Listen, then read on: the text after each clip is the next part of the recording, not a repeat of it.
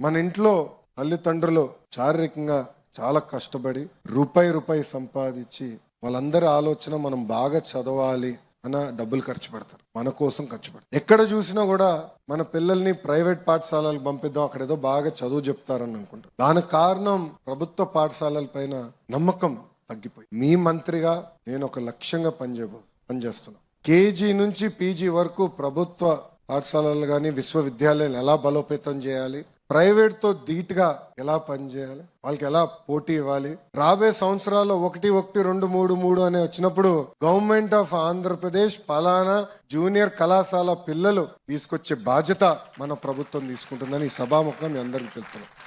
ఇది నేను సాధించాలంటే మీరందరూ భాగస్వామ్యం అవ్వాలి. ఇప్పుడున్న మీరందరూ బాగా చదవాలి. నేను కూడా ఇంటర్ చేశా. నా ఇంటర్లో నా మిత్రులే ఇప్పుడు కూడా నా జీవిత కాలం కూడా మిత్రులుగా మిగిలిపోయారు. కానీ అదంతా పార్ట్ ఆఫ్ లైఫ్. సత్య గారు స్ట్రిక్ట్ మాస్టర్, నేను కొంచెం లీనియంట్ మాస్టర్. చదవాలి, బాగా చదవాలి.